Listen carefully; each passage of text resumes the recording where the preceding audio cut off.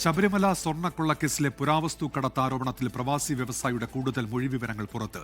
ശബരിമല ഉൾപ്പെടെയുള്ള ക്ഷേത്രങ്ങളിലെ വിലപിടിപ്പുള്ള വസ്തുക്കൾ കൈവശമുണ്ടെന്ന് തമിഴ്നാട് സ്വദേശി ഡി മണി പറഞ്ഞു എന്നാണ് മൊഴി. അമൂല്യ വസ്തുക്കൾ ചാക്കിൽ കെട്ടിയ നിലയിലായിരുന്നു. വസ്തുക്കൾ കൈമാറിയത് ഉണ്ണികൃഷ്ണൻ പോറ്റിയാണെന്ന് മണി പറഞ്ഞെന്നും പ്രവാസി വ്യവസായി മൊഴി നൽകി. മണിയെ നാളെ SIT ക്രൈംബ്രാഞ്ച് ഓഫീസിലെത്തിച്ച് വിശദമായി ചോദ്യം ചെയ്യും. പ്രവാസി വ്യവസായിയുടെ മൊഴിയിൽ കൂടുതൽ വ്യക്തത വന്നതോടെ തമിഴ്നാട് സ്വദേശി ഡി മണി നിരത്തിയ മറ്റു വാദങ്ങളും പൊളിയുകയാണ്. പുരാവസ്തുക്കളിൽ താല്പര്യമുള്ളതിനാൽ ഡിണ്ടിഗലിലെ ഡി മണിയുടെ വീട്ടിലെത്തിയപ്പോഴാണ് അമൂല്യ വസ്തുക്കൾ ചാക്കിൽ കെട്ടിയ നിലയിൽ കണ്ടത്. വിലപേശലിലുള്ള തർക്കം മൂലം അമൂല്യശേഖരം കാണാൻ കഴിഞ്ഞില്ലെന്നും കച്ചവടം നടന്നില്ലെന്നുമാണ് പ്രവാസി വ്യവസായിയുടെ മൊഴി.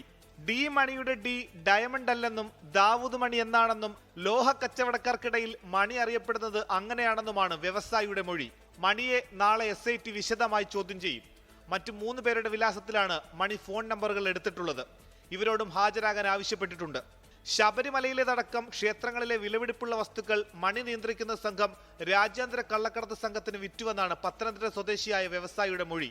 അതേസമയം സ്വർണ്ണക്കൊള്ളക്കേസിൽ റിമാൻഡിൽ കഴിയുന്ന സ്വർണ്ണ വ്യാപാരി ഗോവർദ്ധൻ, ചെന്നൈ സ്മാർട്ട് ക്രിയേഷൻസ് ഉടമ പങ്കജ് ഭണ്ഡാരി എന്നിവരെ കസ്റ്റഡിയിൽ വാങ്ങാൻ SIT ഉടൻ അപേക്ഷ നൽകും.